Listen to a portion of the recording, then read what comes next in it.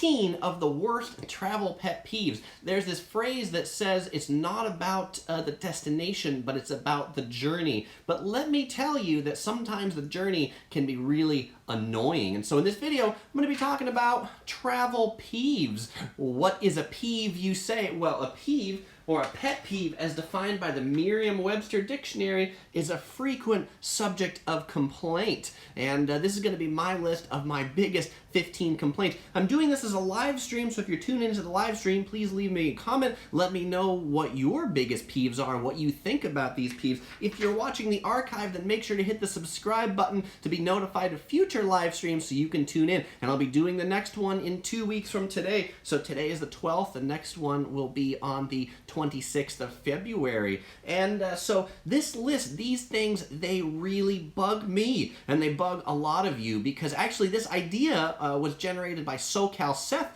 Yellow Production subscriber, so I want to give him a shout out, and he provided some of the starter peeves for this list. So I also want to mention, if you've got an idea for a future live stream you'd like to see, let me know what you want it to be. The way that I'm going to organize this list is I'm going to start talking about things in airports, then things on planes, things in hotels, about transportation, and things that are just out and about. And yes, by the way, this t-shirt right here, it's from Disneyland. It's a Happy Lunar New Year t-shirt. And so I wanted to wish you all a Happy Lunar New Year, which is coming up this weekend. And I figured it's got a little bit of yellow there. It's got Pluto in the yellow, so that is pretty good. All right, so let me start with number one right here. My first travel pet peeve is the security checkpoint at airports. Yes, security check, I hate it. I'm often been known to call security check security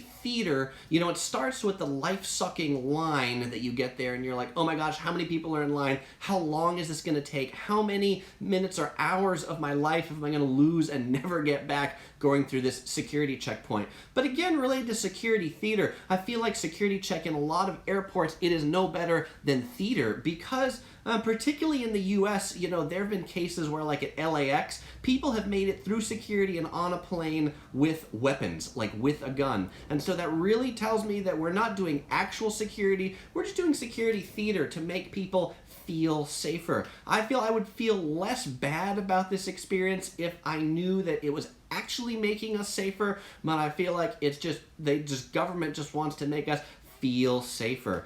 You know, the other thing I hate about security check are people who, it's like they've never been to a security check in an airport before, you know, and they come with that Mr. T starter set of jewelry. You know, they've got like 27 necklaces that they have to take off. It's like they weren't expecting to go through a metal detector at all. You know, but it's not just the passengers, it's also TSA in general. TSA is what we have in the US. They are the worst, and landscaper Ben, who's on, said US is the worst for security checks. I agree, it is. And people who work for TSA at airports, I often feel they seem like miserable human beings. And I'm sorry if any of you are from TSA and are watching this, I know you are not miserable human beings, but sometimes when I approach you, you just seem like you have no will left to live, and you kind of put that on me. And I don't think the security check experience really has to be that bad.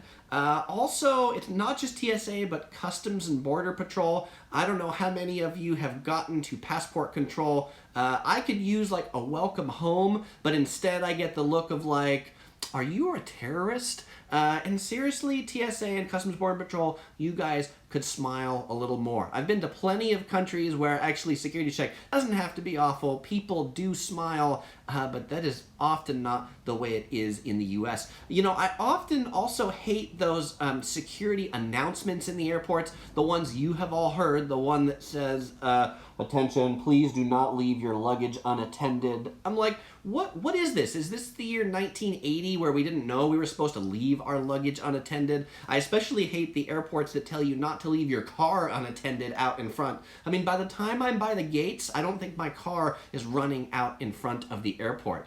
So Mr. Pickles on Facebook comments, one of his pet peeves is 50 bracelets and high boots at checkpoints. That's a great point. Like, it is super annoying when people don't, they wear clothes that really aren't functional for traveling because they have to take a whole bunch off. Yes, and Mr. Pickles' comment says that voice that says, the white curb is for loading and unloading only. Other comments about security checkpoints.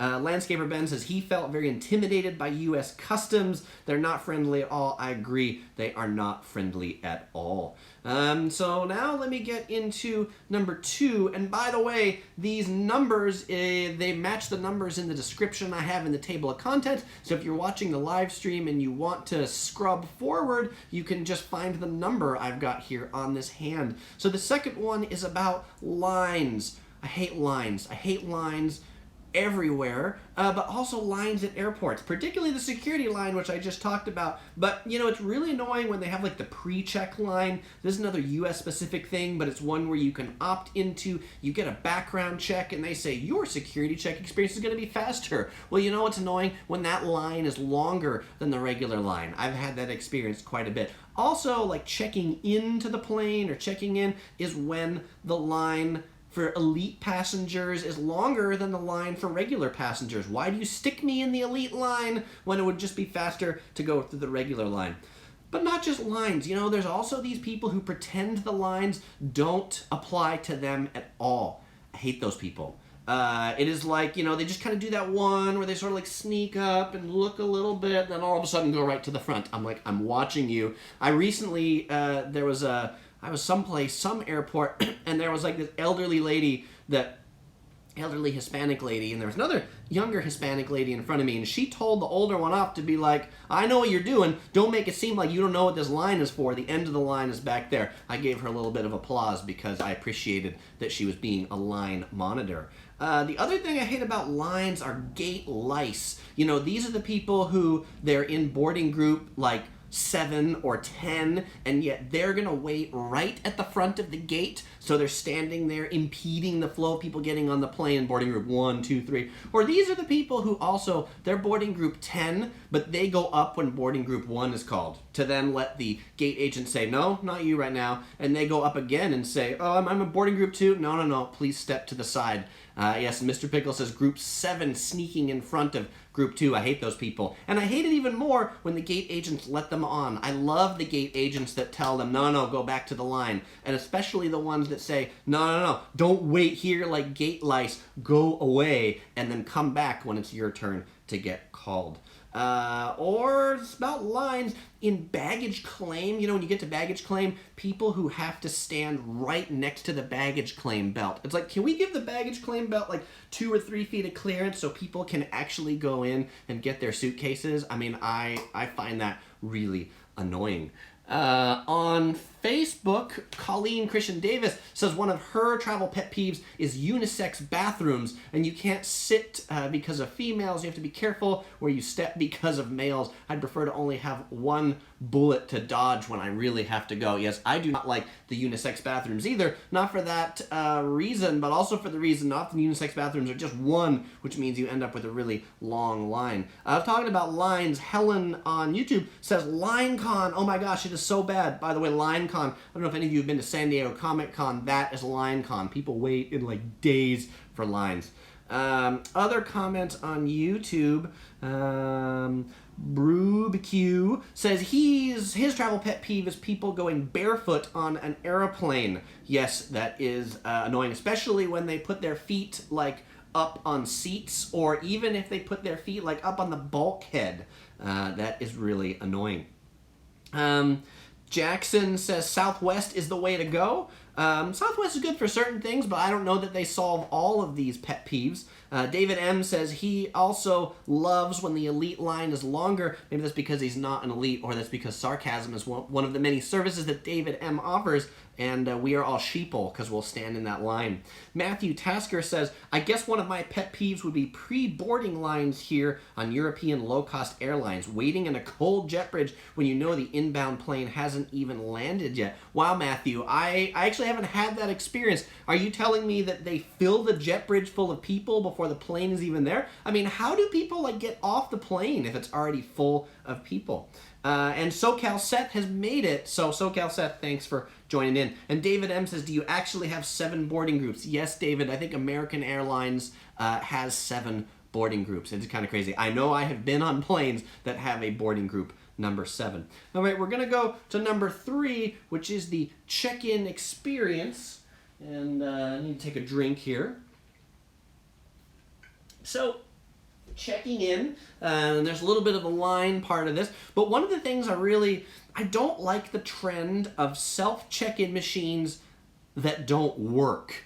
So don't get me wrong, I don't mind self-check-in machines, but I do mind self-check-in machines that don't work. If I can't use the self-check-in machine to do everything that I would do with a gate agent, the self-check-in machines shouldn't have been there. There have been a number of airlines reservations that I've had, particularly award reservations, where I'll go to a self-check-in machine and it'll come up and be like, error.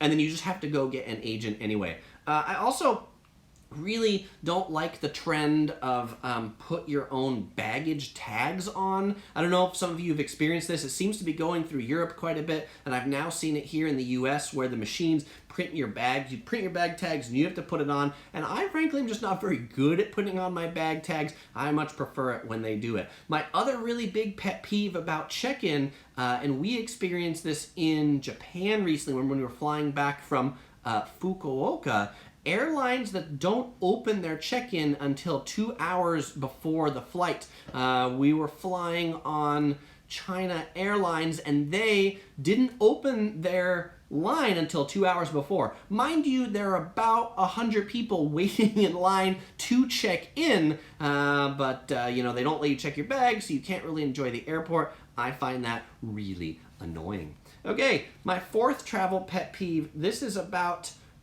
airport shops. And so after you've checked in and you've gone through security and you've gone through the lines, you're going to be in the airport and you need to shop and buy some food. My biggest pet peeve in airport shops is $4 overpriced water. I think it's like extortion priced water, particularly in the US. One thing I love about Japan, as a matter of fact, is in Japan, they have these like machines that if you're flying domestically, they'll put your bottle of water on that will determine that your bottle of water is water and not an explosive. This technology exists. We could be using it in more airports across the world, but instead we say, no liquids. I'm convinced it's the airport lobbyists that really want us to pay a whole bunch of money for liquids in the airport that are keeping these regulations. It really bugs me. It even bugs me more in some airports I've been through where like I'll have an empty bottle because I want to fill it up, and I've been in some airports where they tell me I can't even bring my empty bottle through security. I'm like, what threat is my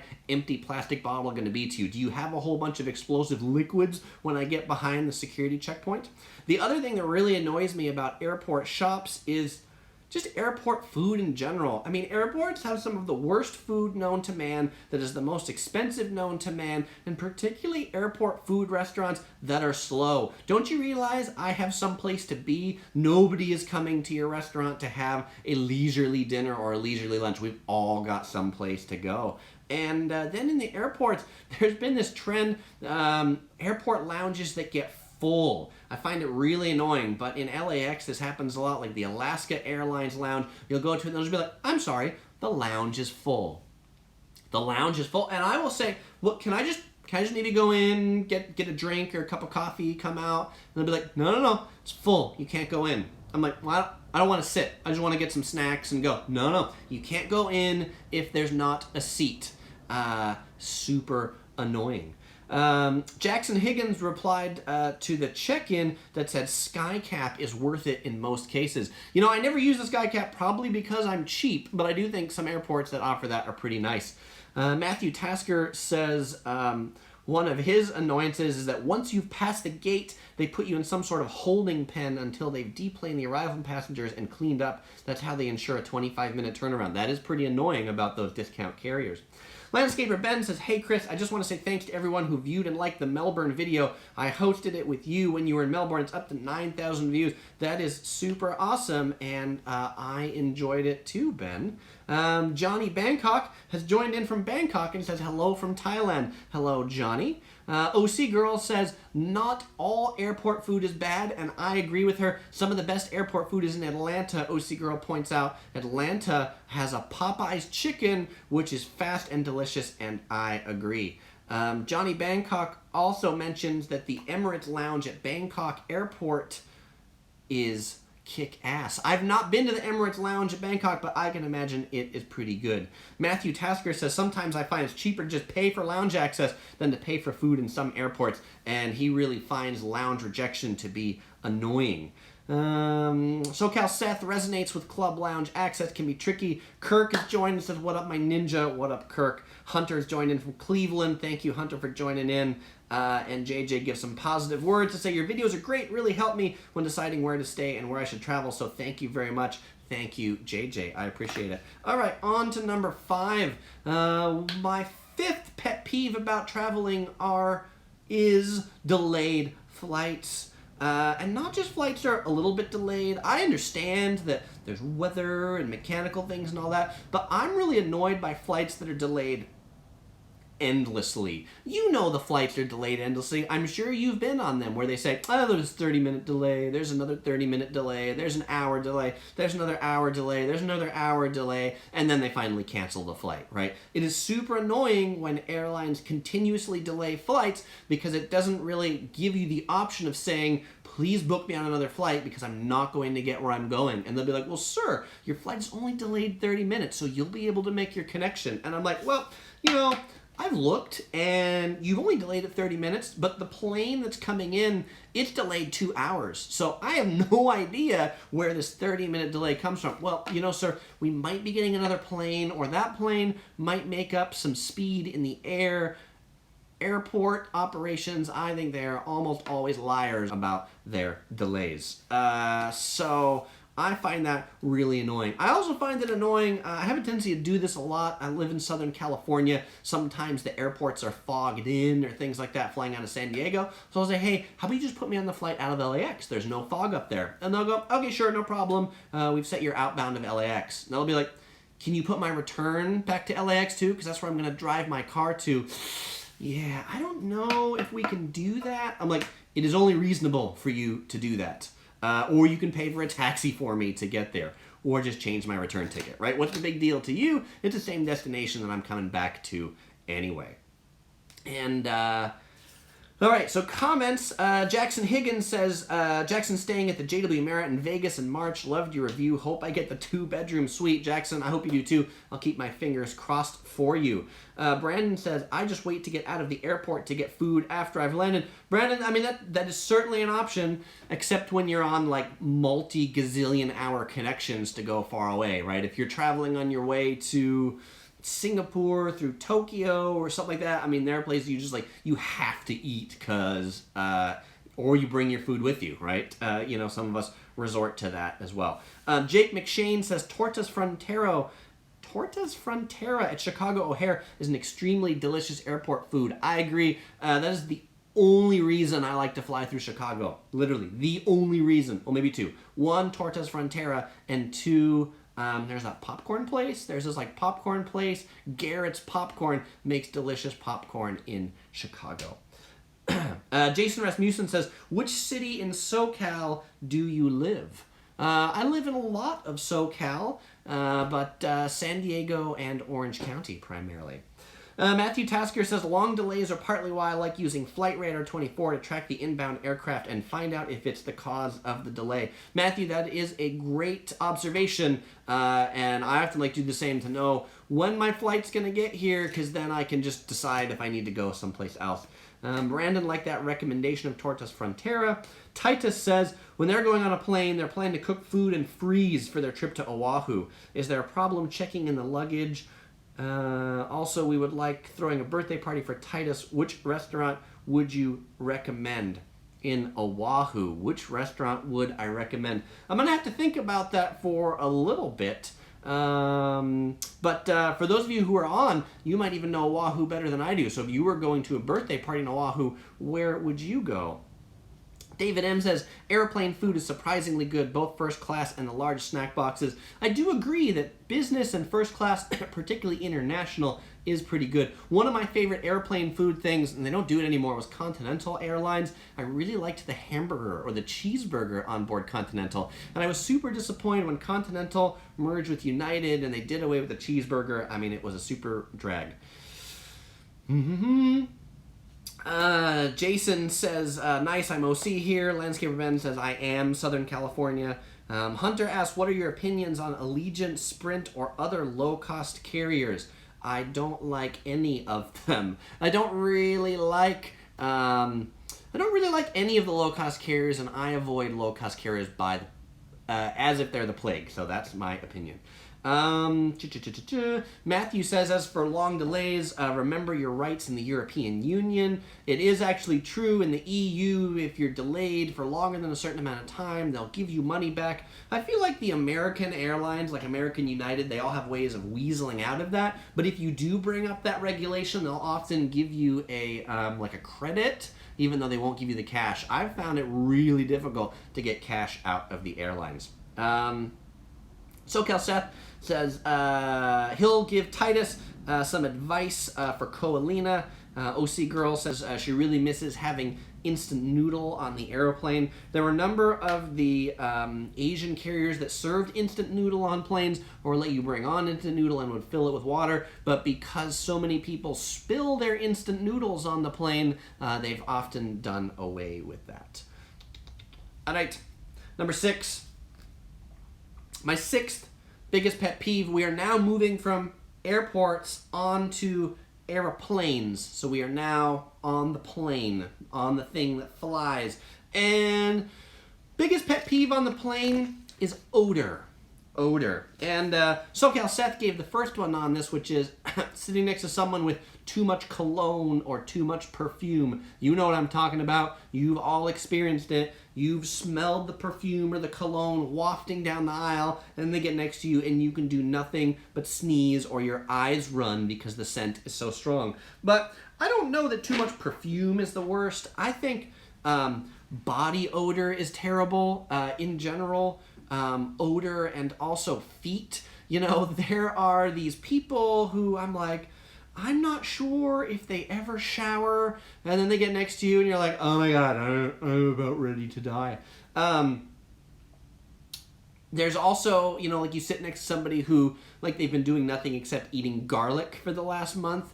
That is terrible as well. Also in the odor, people who bring smelly food onto the plane. And yes, even if it's good and delicious, smelly food will smell up the whole plane, especially when they're sitting right next to you. Maybe it's even worse if they're not next to you and they're like behind you, because you can't see the food, but you can smell the food wafting from back there. So David M says he always eats his sardines and tuna fish sandwich on the airplane. David M, you are one of those people who I love sitting next to me. Johnny Bangkok, one of his biggest peeves is babies and kids in premium cabins. And then OC Girl comments and says, not just that, but kids in the back that keep kicking the seat. Yes, kicking the seat is worse than the smell back there. Actually, what I find worse than kicking the seat are people who will keep, like, if there's the, like, I'm using my finger, if there's a button on the screen, like, they're pushing the screen like it is super unsensitive, and so you're on this headrest, the screen's behind it, it's like, from the, you know, people pushing that button. I'm like, you can be a little more gentle about it. And Mr. Pickles comments and says, you know, it's really worse, not just people who've eaten garlic a long time ago, but passengers who were sitting on the plane peeling and eating whole garlic, particularly ones that are non-revenue passengers, meaning ones that the airlines are flying for free. And yes, that has happened. Kirk says, how about an overweight passenger? Fat man lottery. There's the overweight passenger. There's also the passenger with the huge jacket. Right? They don't even have to be overweight. They can just have the huge jacket that just ends up all over in your seat. And SoCal Seth agrees on the BO too. Matthew says, oh my god, imagine someone bringing a durian fruit on board. Yes, that would be an incredible experience that maybe I won't imagine because I don't want to gag. Brandon says, all the things you were describing are a big no for me. That's good, since these are subjects of common complaint. And Landscaper Ben says his pet peeve is people that put their seat back, straight back right away after the flight's taken off. That's his pet peeve. All right. I'm drinking again before going on to number 7. Number 7. This ties into things a lot of you have been talking about, but I title 7 lack of etiquette. I feel a lot of people on planes just lack etiquette, and they lack common sense and common decorum and common decency when it comes to other people on the plane. And the first part of lack of etiquette is just rudeness. I'm sure you've been on a plane with people that are just frankly rude. You know, it's like, did you get up on the wrong side of the bed today? They're being rude to fellow passengers. They're being rude to the stewardesses, the flight attendants. I mean, there is really no reason to be rude to the flight attendants unless they've done something to, like, purposefully anger you. But if you're getting angry about your drink not having enough ice, or your drink being a little slow, or your seat cushion not being comfy, I mean, the airline attendants generally didn't do that to you themselves. We talked about kids on the planes, but also not just kids, but parents that don't manage their kids well. I mean, I'm sure you've all been on that plane that have the kids running around and the parents don't say nothing. Also passengers that have obviously had way too much to drink. There's been, some of those flights where, like, I've been next to the passenger that have just, like, she started drinking at like 8 in the morning and it's 2 p.m. and she's probably 10 drinks in and, can't stop talking, is all over the place, falling over people. Speaking of falling over people who are the armrest hog. There's a certain armrest etiquette. If you're in the middle seat, you get both armrests. If you're in the aisle seat, you get the aisle armrest. If you're in the window seat, you get the window armrest. But that person in the middle seat of 3 gets both armrests. Why? Because they can't go anywhere, but the other people can go both ways. So I really hate the armrest hog. Ben mentioned this one already, but the person who goes full seat recline immediately, but I'm adding to it without looking, because sometimes I'll be sitting there with my laptop or something like that. Their seat comes back, right, and you get the laptop experience like this. It's like, maybe you could go a little slower, you could take a look back there, not just thinking that, there's nobody behind them at all. And then we talked about bare feet earlier, but like dressing like nobody else is on the plane with you. There are people that you're like, wow, I don't know that I would ever wear something like that outside at all, but yet there they are on the plane with it. CalStar says a woman changed her baby's nappy, aka diaper, at her seat on our last flight. It smelled so bad and no one said a thing. Oh my god, that is awful. They have changing tables in the bathroom for a reason. There's things in there that take the smell away a little more. Jake McShane comments that says some Asian airlines explicitly ban durian on planes. And then Landscaper Ben asks, where did I get this hand? By the way, this hand, it is a live long and prosper hand. And I got this from thinkgeek.com. And no, I am not funded by ThinkGeek at all. That is just where I got the hand. Landscape Ben says, how about loud people? Yes, there are people who talk on planes like there's nobody else on the plane except for them. Particularly annoying if you're trying to sleep and they're right behind you. There are, noise-canceling headphones will cancel out noise, but they won't cancel yakking all the time on a 14-hour flight. Brandon says, is there tea in the Yellow Productions cup? Yes, there is, in fact, iced tea this evening in the Yellow Productions cup. It is not the only thing that I drink, though. I drink water, too. Water, lots of ice. Ben says, he did sink a few beers in me in Melbourne. I am known to occasionally drink beer, but that's one of those more like when in Rome kind of things. When in Rome, eat the Italian food. When in Australia, you have to drink the beer. Johnny Bangkok says he's had a few Buddhist monks walking around the cabin in bare feet. I guess I can get that a little more. If they're a Buddhist monk, then they probably do a lot more bare feet. But there's a lot of people that really should be wearing shoes and not bare feet. Matthew says, Exactly, that's why I always make a point to be extra nice with the crew when I deplane. I wish them good luck with their next sector. One time this got me 5 free little chocolates on Swiss Air. Yes, I think it is great to be polite to the flight attendants because nobody is ever polite to the flight attendants, and so they really appreciate it when even one person is. And Brandon says, well, that hand is handy to help you. It is handy. That way, I mean, hopefully it's handy to help me, but it's also handy to help you. That way you guys can scrub through this video and find things if you're watching the archive. Hunter says he's going to LA this summer. Where's the best fried chicken in Los Angeles? Oh, the best fried chicken. There's this place in Chinatown, LA. It's famous. I can't remember the name off the top of my head, but if you look up Chinatown, LA, you'll find this place that has like thousands of reviews on Yelp that'll tell you about the great fried chicken. There's another famous fried chicken place in LA called Roscoe's House of Chicken and Waffles. And OC Girl points out that Korean fried chickens are popular now. There's a lot of these chains that basically they fry the chicken in like olive oil. They'll fry it twice. It takes about 40-45 minutes, but it'll be pretty juicy. You'll find a lot of those in Koreatown in LA. Norman says, how about jerks that take more than they should on a flight, hogging space on the overhead? Yeah, that is one that bugs me too, and I've got it in the next section. So let's go ahead and move on to number 8. Number 8 is boarding and deplaning.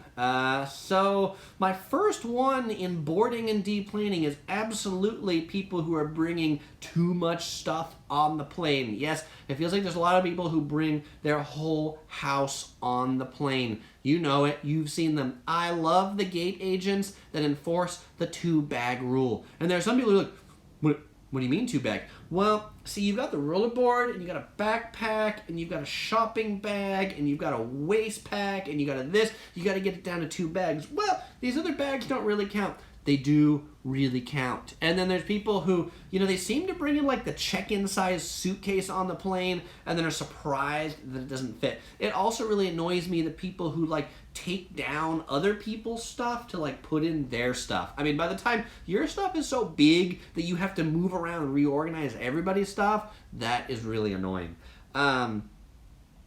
So the other thing is people who get on the plane and like they're not ready, right? They have to get to their like. Okay, so in Japan, I've been on a Japan, Tokyo to Sapporo on a 747, fully booked. Boarded that plane in 10 minutes. Yes, 10 minutes or less. Everybody was able to get on a 747.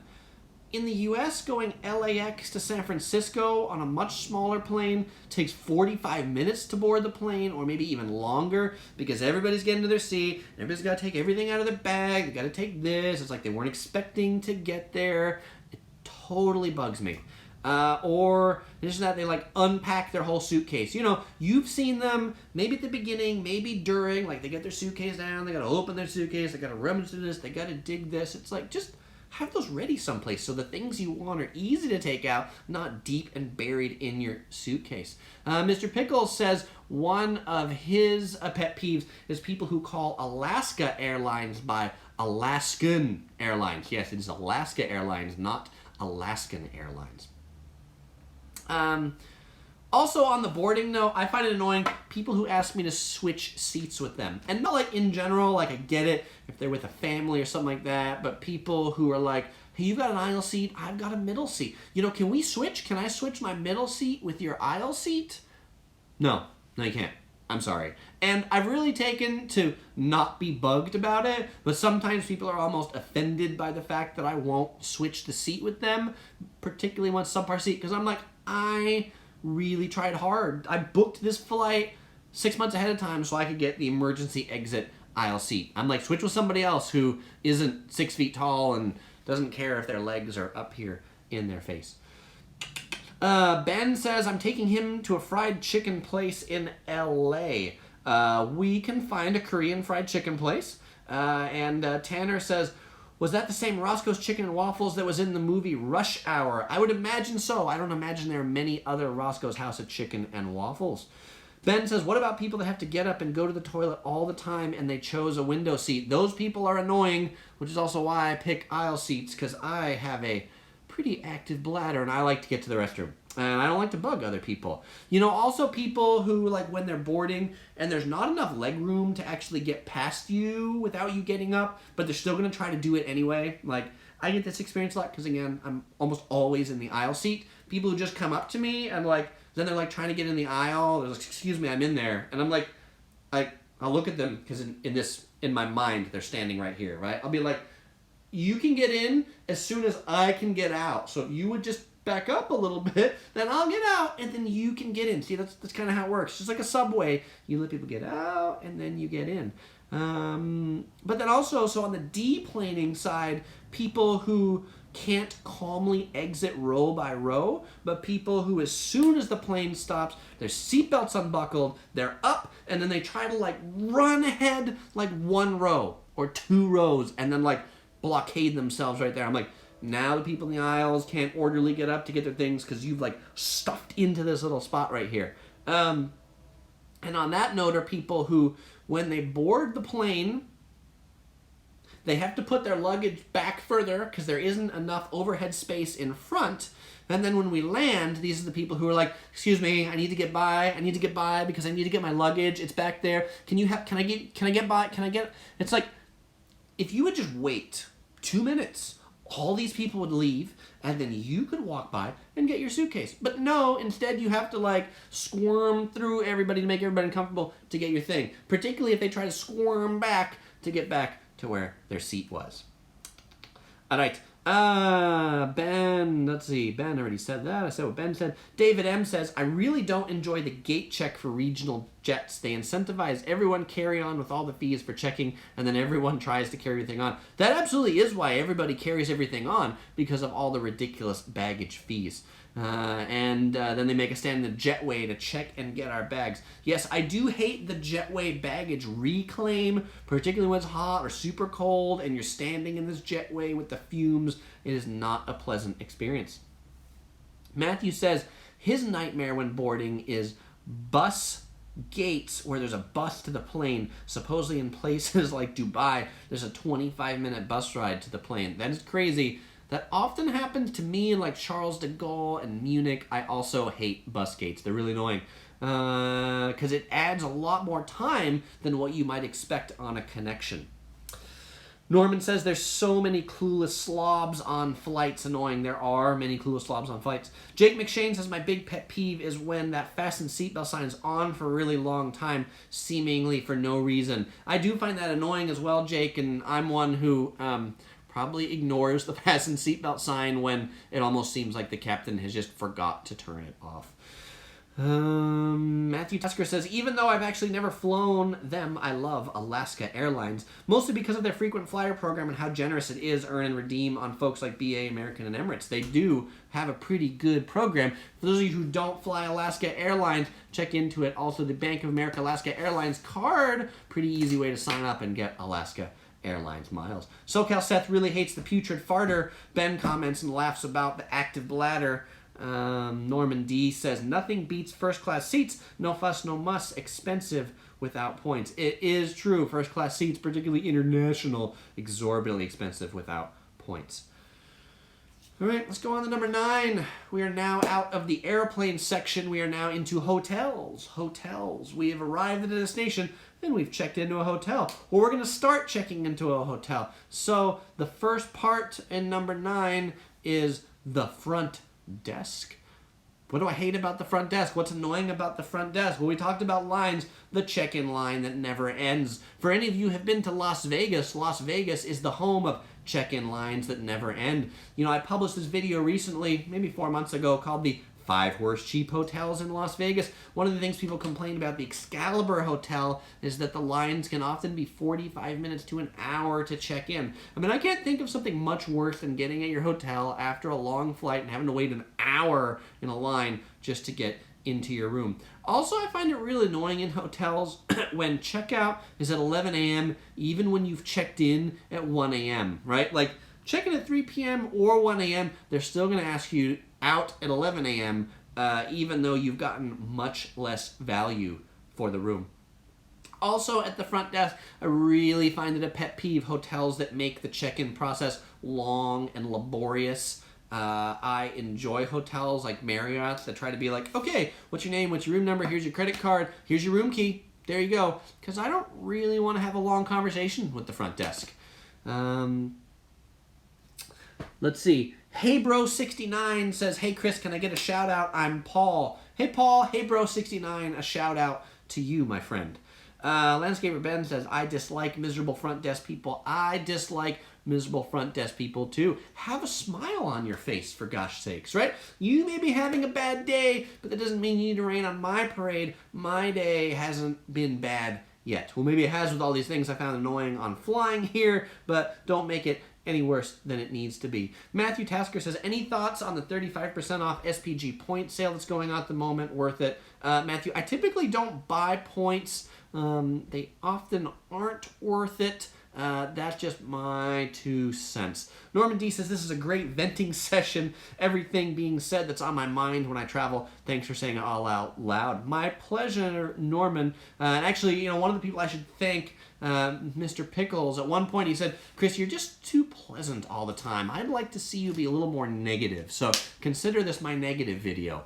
Mr. Pickles says, the platinum check-in line that is never staffed. That is a good one too. I was at a Marriott recently, and not the platinum line, but they had a mobile check-in line. And it was not staffed. There was nobody at the mobile check-in line or the mobile check-in desk. I did mobile check-in, but there's nobody there. I stood there for a while. So I walked over the regular line, waited through the regular line, got to the front, and I gave them my name, and they're like, oh, you did mobile check-in. You should go to the mobile check-in desk. I'm like, I did, and there's nobody there. Oh, we know there's nobody there. You just have to stand there, and then we'll see you, and then we'll come over there. I'm like, I did, and nobody came. Well, they're like, well, that's where your key is, so we'll just walk you over there and check you in over there. So annoying.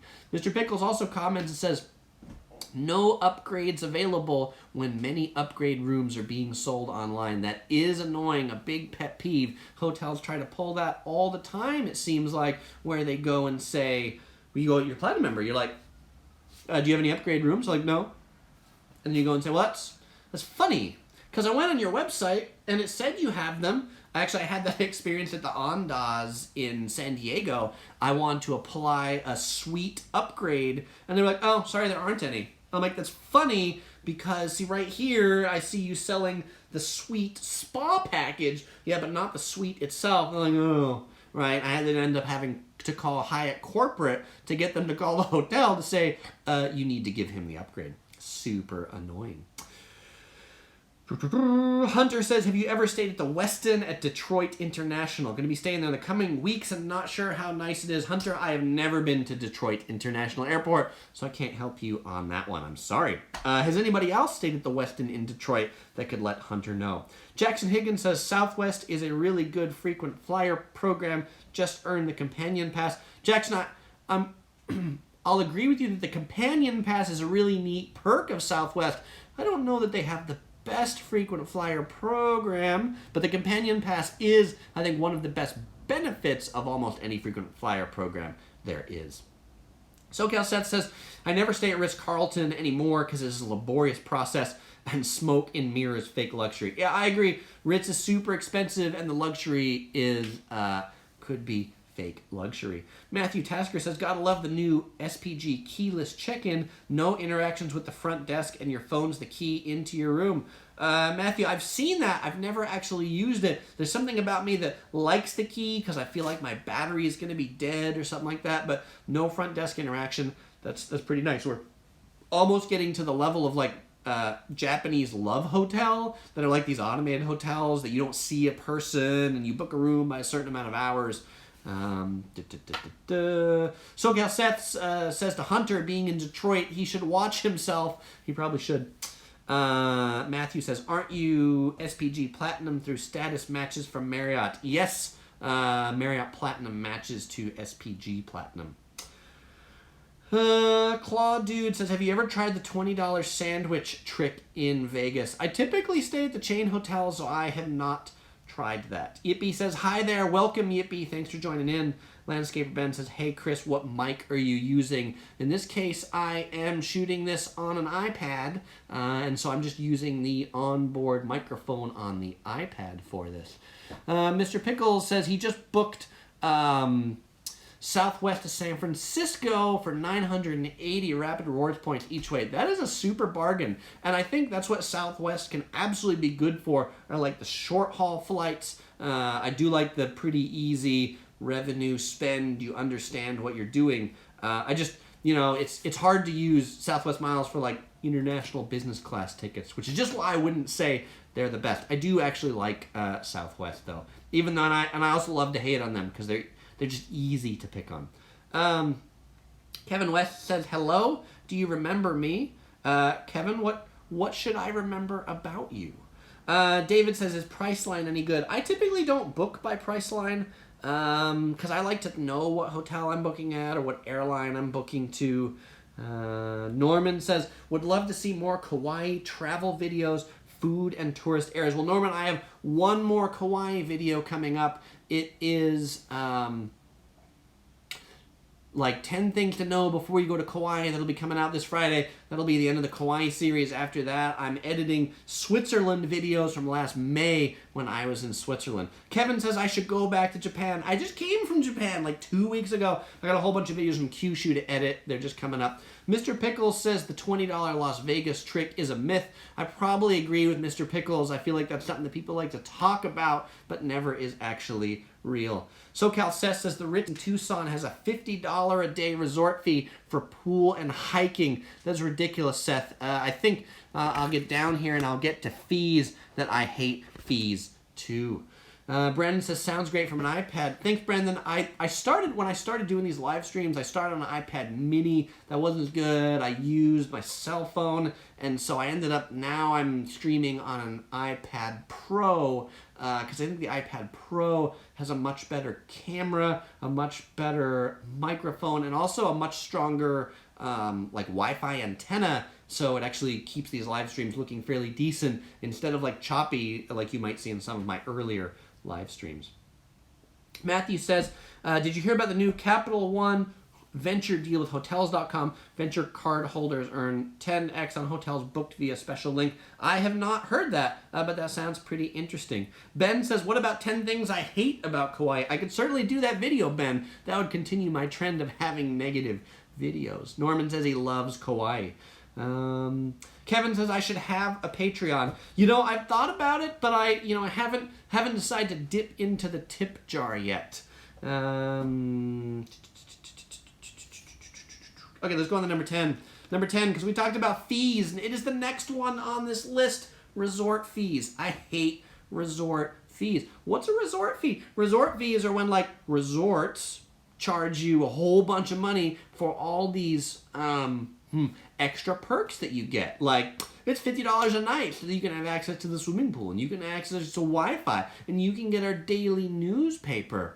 I hate resort fees. They are a scam. They should be abolished. I mean, this is one of those things that I should say, particularly in the U.S., there's been discussion about the U.S. government stepping in to, like, more regulate resort fees. I am on that. I think resort fees should be regulated. They're ridiculous, and they're just ways to milk more money out of people coming to the hotels. Particularly the trend of hotels that now, they're not resort fees. Like if you go to New York City, they're now calling them destination fees because they're not a resort. But there were some of the reasons the hotels do that, right, is that on the price aggregator sites, they sort them by lowest daily rate. So if you take out the resort fee, then you see them a little bit cheaper. Also, the hotels that they pay a commission to, like Expedia or Hotels.com, they don't pay a commission on fees. They only pay a commission on the room rate. So they're trying to get more money straight from us and not the aggregator sites that they pay a percentage for.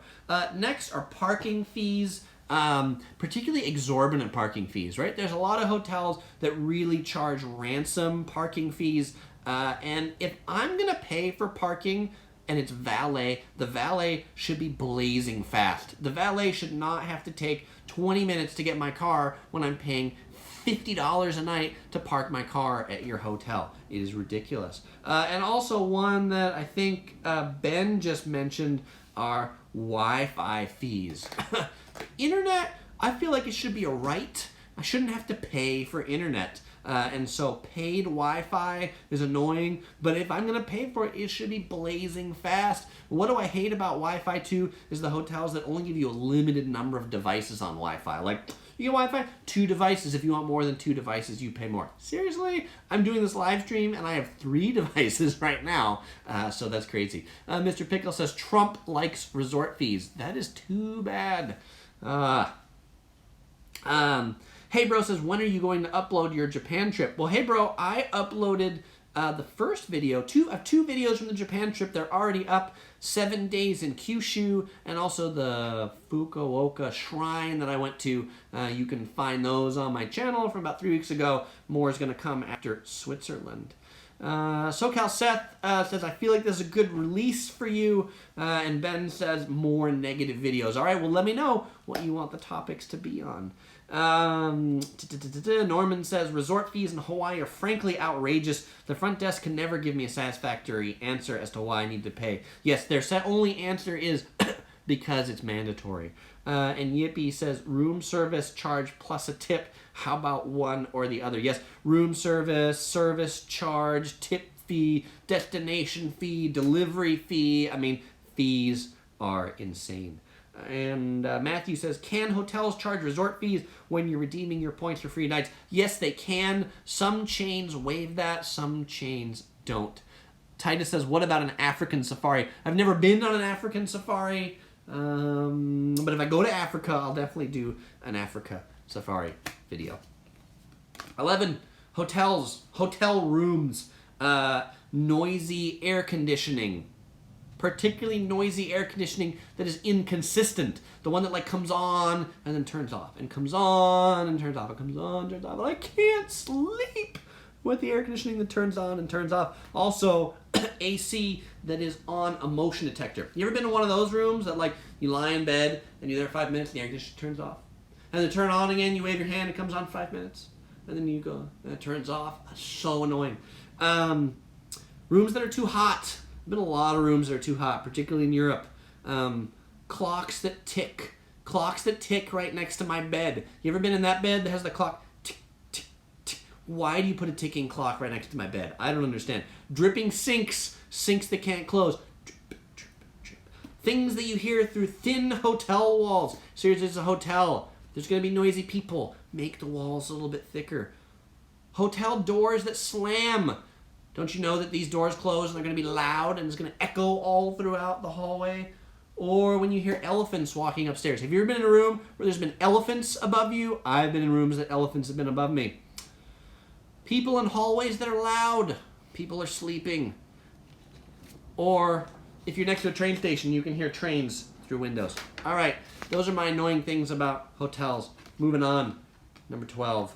I'm going to drink, I'm going to read some comments, and then I'm going to power through because I'm going to be done in an hour. I like to be respectful of all of your time.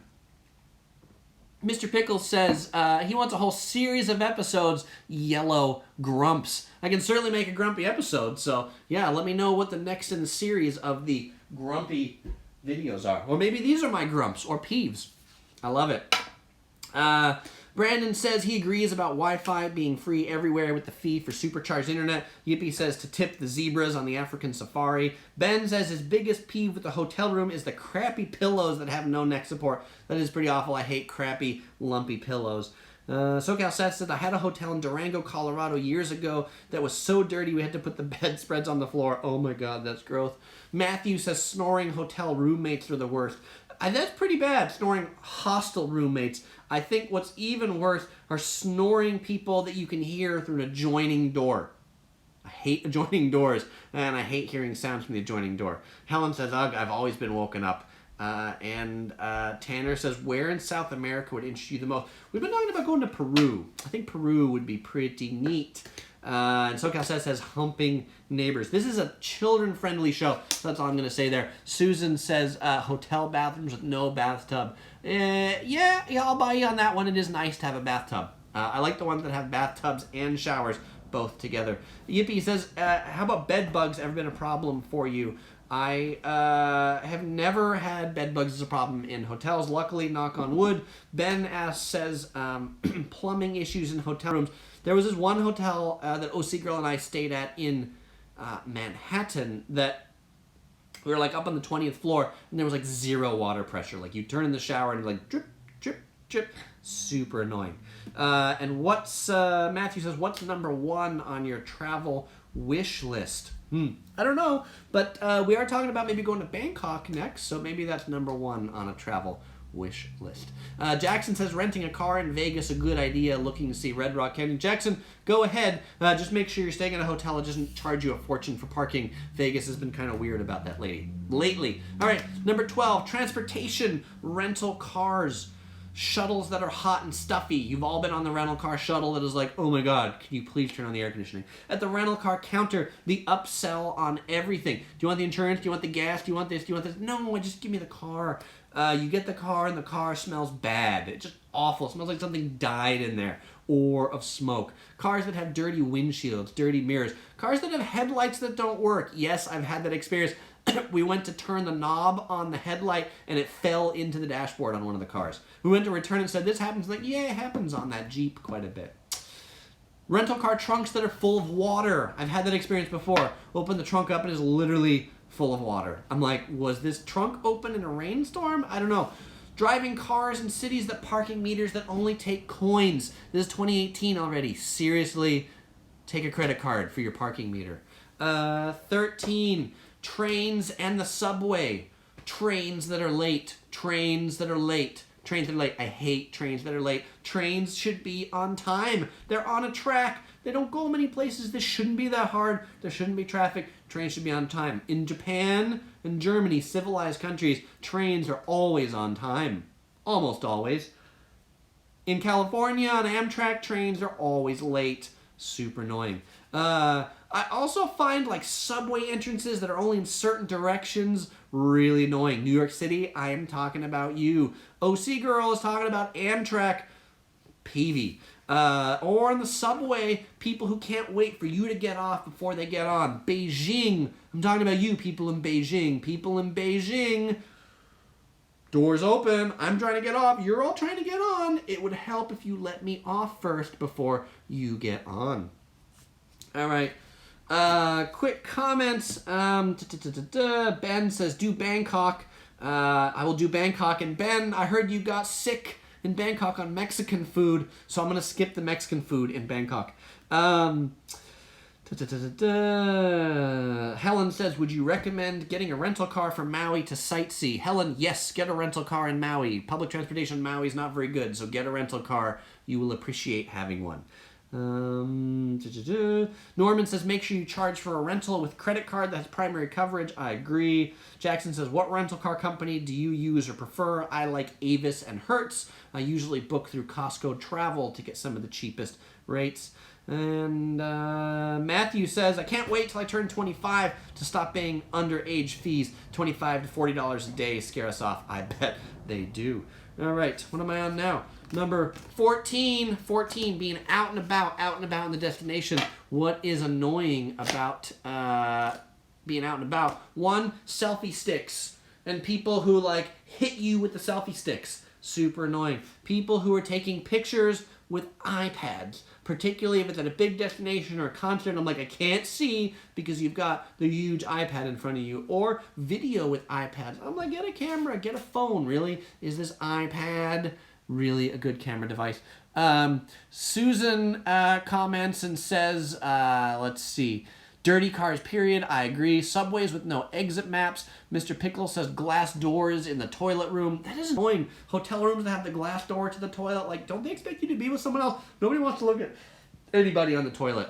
And Mr. Pickle says, first stop with a rental car is Costco to get the tires filled up and to save fuel. That's a good tip. I don't think I've ever been to Costco to get air in a rental car, but that's interesting. And Susan also says that the Shanghai Metro is very safe and civilized, so that's better than Beijing. All right, 15, final one. And so in this 15 final one, rudeness. I'm coming back to rudeness, but I mean rudeness not just on planes, but rudeness out and about. And it starts with like travel forums. And by the way, those of you who watch my videos, I love all of you guys. I love all of you in the live stream. Super great. But like there's people like travel forums that you'll go to and somebody will ask a question about a destination. Like, hey, I want to know this about Tokyo. I want to know this about this. And people come on the forum with like these really snide remarks. Did you search? Did you look at this? What about this? You know, why are you asking this? I mean, like, really, I feel like on travel forums we could be a little less rude. Also, people who are out and about leaving trash everywhere. Seriously, when you're a tourist, pick up your crap. But the final one, well, my final one is fees. But before the final one, my biggest pet peeve are ugly Americans. Yes, I can say this because I'm an American. You've all seen them. Americans that travel around the world and think they own whatever destination they're in.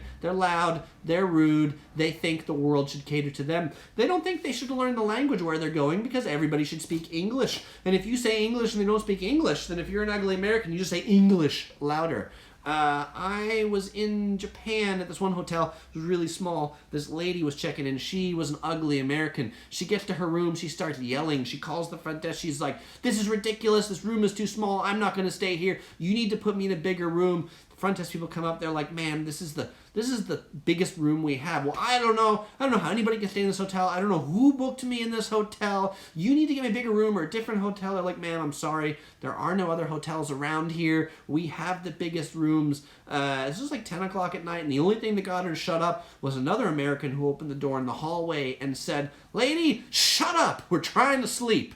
But I hate it. So, and I realize that not all Americans that travel are ugly Americans, and not all ugly travelers are Americans. There's plenty of ugly Chinese and ugly Russians and ugly people from every country, but I feel like you ugly Americans give the rest of us Americans a bad name. So please, the rest of you Americans out there, don't be an ugly American. But if you were an ugly American, I think you wouldn't be watching this video or my live stream, and you definitely would not have made it to 61 minutes. So I'm not actually talking to any of you watching this. I'm talking to all of you that aren't watching this. And Susan says she agrees with that. She doesn't like seeing travelers being rude to local servers. It's not difficult to learn the basics. Hello, goodbye, please, thank you, and the toilet. I agree.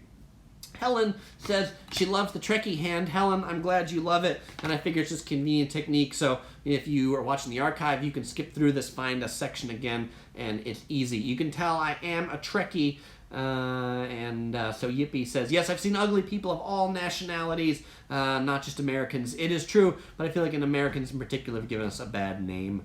Ben says, ugly Americans don't own passports. I don't know, somehow they do get passports. And Jake McShane asks, will Topher be back for the next live stream? If he's ready. He's resting. It takes a long time to rest, so we'll see about bringing Topher back. All right, 62 minutes. We're at the end of this live stream. I want to wish you all a happy Lunar New Year. Lunar New Year is coming up next weekend. It is also a holiday weekend here, so no live stream next Monday. The next live stream will be the following Monday, and 2 weeks from today, Monday, February 22nd, 8 p.m. Los Angeles time. I'll be talking about how to travel cheap to Japan. Why will I be talking about that? Because that was an idea suggested by one of you on one of these live streams. And so I heard a lot of you want some more negative videos. Let me know what more negative videos that you want. All right, thanks everybody for joining. Thanks Brandon, thanks Ben, thanks Helen, thanks EP, thanks David, thanks Matthew, thanks Mr. Pickles, thanks Susan. Happy Year of the Dog, and that's why it's the Year of the Dog, and that's why there's Pluto on there. So, all right, keep on traveling. Peace.